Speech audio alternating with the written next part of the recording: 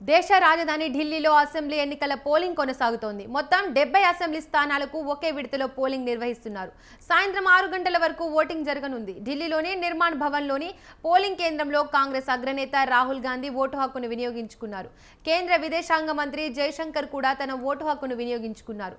మొత్తం 156 కోట్ల మందికి పైగా ఢిల్లీ ఓటర్లు తమ ఓటు హక్కును వినియోగించుకోనున్నారు. మొత్తం 70 అసెంబ్లీ నియోజకవర్గాలలోని 13,766 పోలింగ్ కేంద్రాలలో ప్రజలు ఓట్లు వేయనున్నారు. बहुत इंपॉर्टेंट दिन है मैम। बिल्कुल बहुत महत्वपूर्ण दिन है। अपना अधिकार मुझे एक बार एक्सरसाइज करने दीजिए, फिर आकर आप सबसे मिलते हैं। Okay ma'am.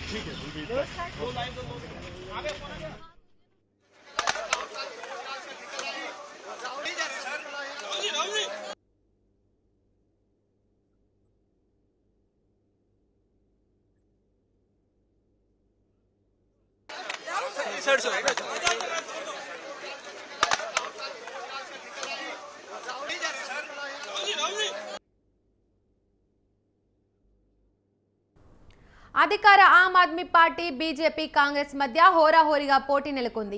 ఈ అసెంబ్లీ ఎన్నికల్లో మొత్తం 699 మంది అభ్యర్థులు పోటీ చేస్తున్నారు.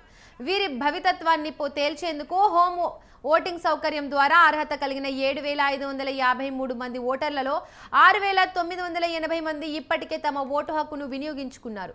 ఈ నెల 8న ఓట్ల లెక్కింపు ఉంటుంది.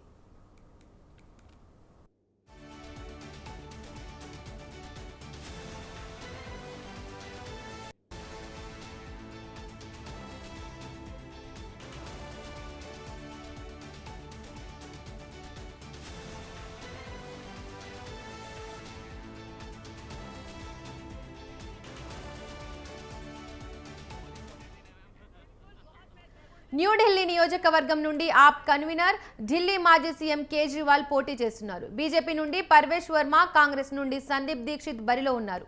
మెజారిటీ స్థానాలను కైవసం చేసుకోవడానికి ఆమ్ ఆద్మీ పార్టీ, బీజేపీ, కాంగ్రెస్ చివరి వరకు శ్రమించాయి. ప్రత్యర్థులను దెబ్బతీసేందుకు పదునైన వ్యూహాలను పన్నాయి. ఈ ఎన్నికల్లో గెలిచి మరోసారి తమ అధికారాన్ని నిలబెట్టుకోవాలని ఆప్ ప్రయత్నిస్తుండగా 2 దశాబ్దాలుగా ఢిల్లీలో అధికారానికి దూరంగా ఉన్న బీజేపీ ఈసారి గెలవాలని తీవ్రంగా శ్రమించింది. మరోవైపు ఢిల్లీలో తన సత్తా చాటేందుకు కాంగ్రెస్ శ్రేణులు ప్రయత్నిస్తున్నారు.